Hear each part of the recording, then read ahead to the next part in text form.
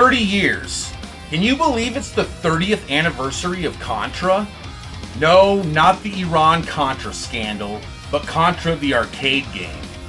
Now, Contra is one of my all-time favorite franchises, so I'm going to do the same thing that I did for Castlevania's 30th anniversary and share my top 5 favorite Contra games. Let's take a look.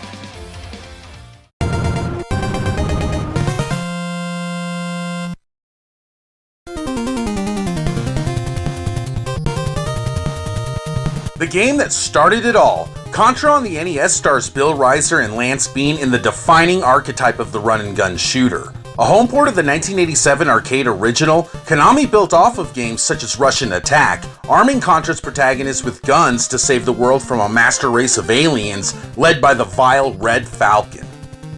This was a go-to game for me and my buds when it came to playing a 2-player simultaneous co-op action romp, and Contra is the game that made the Konami code a household name, tattooed for eternity within the gourds of millions of fans 29 years later.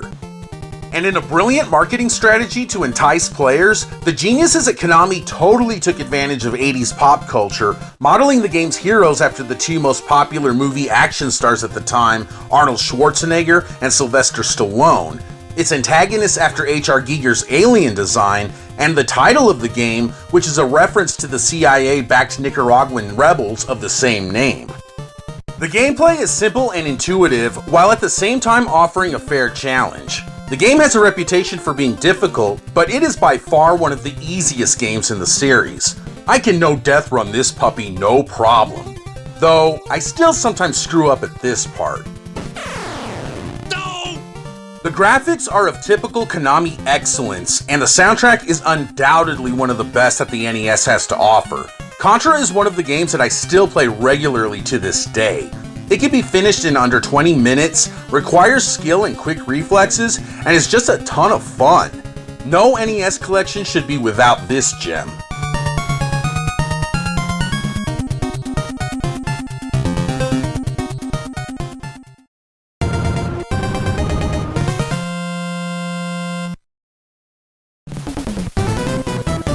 The sequel to Contra, Super C is a port of the Super Contra arcade and retains Bill and Lance from the previous adventure to once again battle a horde of evil aliens.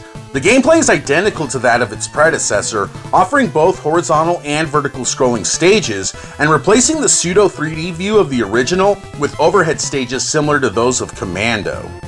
Super C basically took what made the original so great and improved on it. The weapons are faster, the bosses are bigger, and the music is absolutely fantastic. The soundtrack is what actually made Super C a must-own for me, and for any of you metal bands out there that cover NES tunes watching this, please cover this game. I would absolutely kill for some metal renditions of Super C.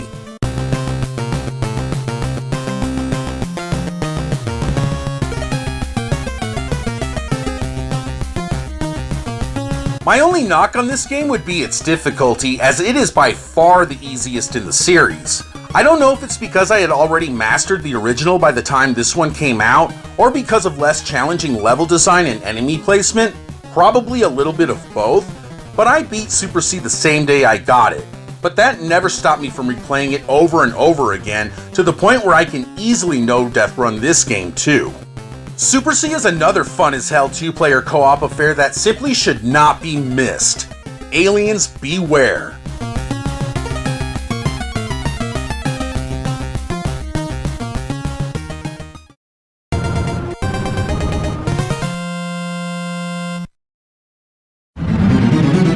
Contra 3: The Alien Wars is one of the reasons that you even own a Super Nintendo. From the ominous intro of the Red Falcon attacking Earth, to the setting of the first stage's devastated apocalyptic city, Contra 3 takes advantage of the Super Nintendo's capabilities to deliver the most impressive entry into the series up to that point. Our protagonists are equipped with rapid-fire weapons, the ability to carry and switch between 2 guns, and screen-clearing helio-bombs. The game offers 6 large stages, filled with an assortment of baddies ranging from common foot soldiers to Jinmenkin. Huge mid and end bosses also terrorize you as you evade bullets, climb walls, and hang from ceilings to dispose of these evil extraterrestrials. Contra 3 is an extremely challenging game and will test any seasoned run-and gunner. To make matters worse, in a trend that Konami adhered to throughout much of the 16-bit era, the game can only be truly completed on hard mode. It's easily the most challenging entry on this list for me personally, as I can only accomplish this feat using the 30 lives code on Contra Spirits, which is the Super Famicom version that you see here. Hey, I'm no benevolent dick. That crazy bastard can beat this game using only the default weapon. Good God! Oh my god. Alright, so that's Contra in hard mode with the regular gun only. Each stage is unique unto itself, with overhead levels utilizing the Super Nintendo's Mode 7 capabilities to change things up, not to mention testing your skills with hoverbike sections, and even riding payloads while disposing of a giant alien spacecraft. The graphics and music are some of the best for the Super Nintendo, with Contra 3's score mirroring the theme of the game's non-stop action and planet's impending doom.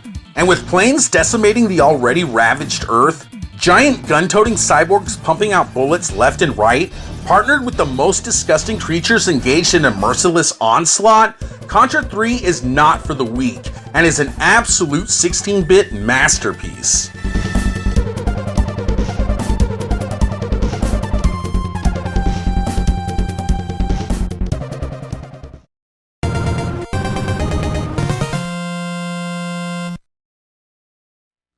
Hardcore Uprising.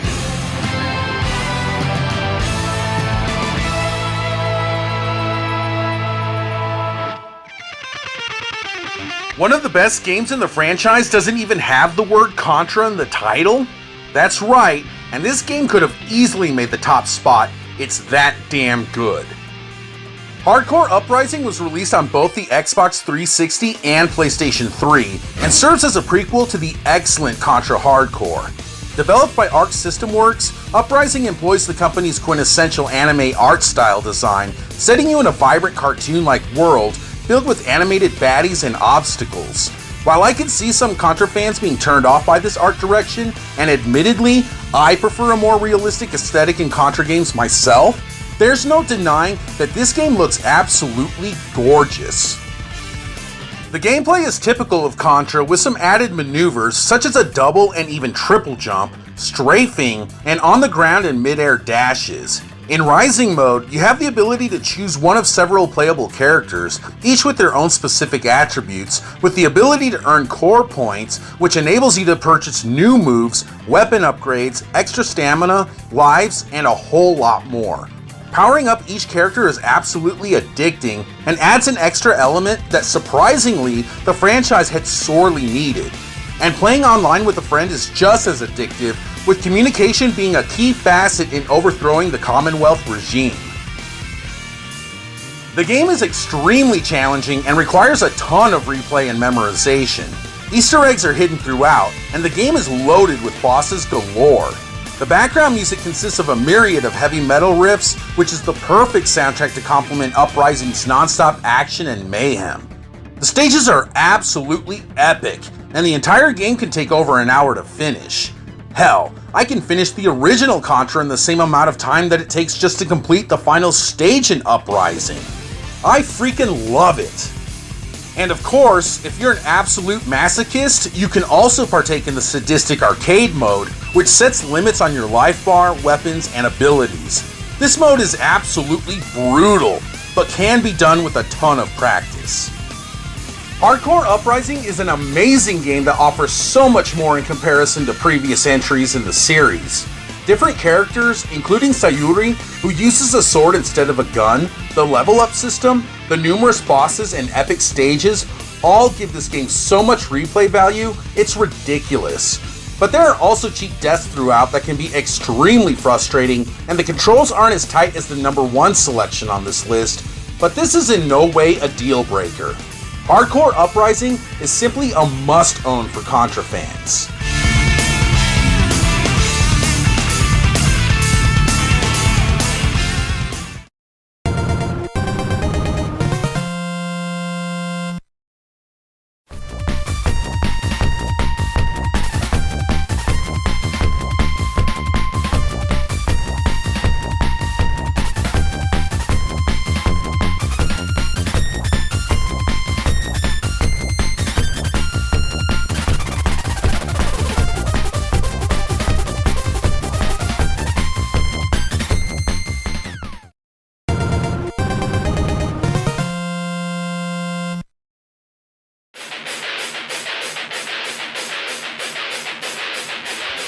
After handing over the reins of the Contra series to developer Appaloosa, resulting in a couple of duds for the PS1, Contra returned to form with the fantastic Shattered Soldier, bringing back the same team responsible for the astounding Alien Wars and Contra Hardcore.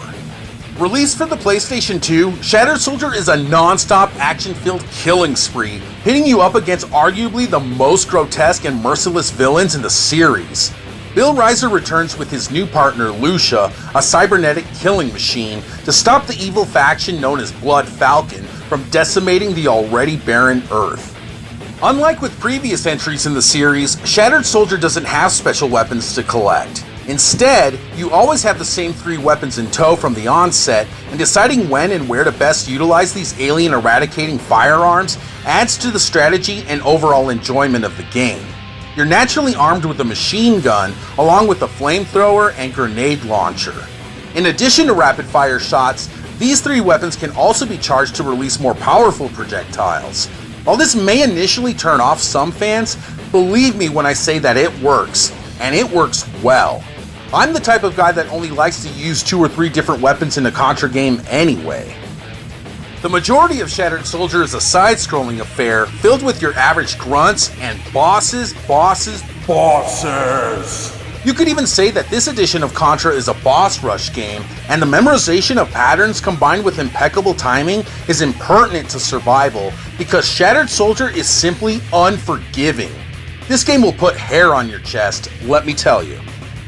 Not only is this game relentlessly brutal, but on top of trying to stay alive, you're in constant contention with the hit rate system, which grades your performance at the end of every stage. In order to even play the final 2 stages, an A average must be maintained at a minimum throughout the entire game, and this is no easy task. Each and every life lost counts against the hit rate, and every enemy that counts toward achieving a 100% by the end of the stage must be destroyed. Simply dying one too many times, or failing to destroy even one enemy, could be the deciding factor in whether or not you can even beat the game. This makes replay absolutely addicting. And for the cherry on top, Shattered Soldier has an excellent soundtrack with not only buzzsaw metal licks, but also fast-paced electronic techno that would get even a paraplegic moving in their seat.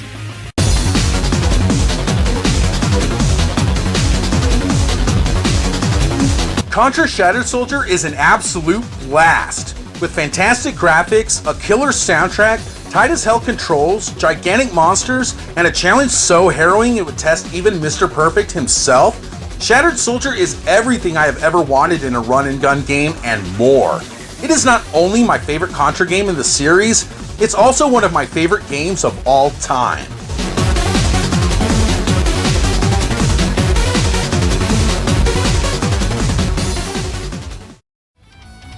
Alright, I know what you're thinking.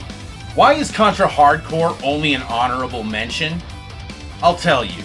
The other games on the list I have just played a ton more than Contra Hardcore.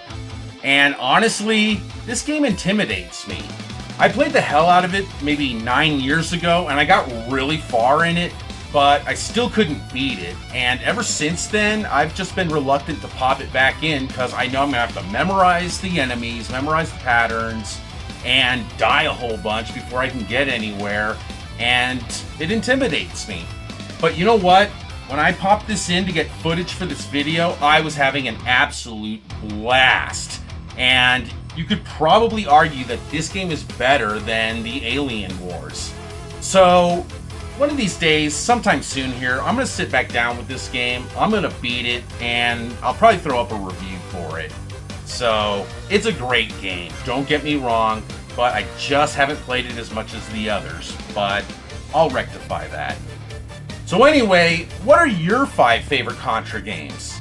Let me know in the comments below. I know that we all have different opinions, so we're not all going to have the same list, and I'm really curious to see what other games people like in the franchise. I know Neo Contra is one of my favorites too, and a lot of people don't like that one, but I think it's good. So yeah, please share. So thanks a lot for watching this video. I hope you enjoyed it. Until next time, I will catch you all later.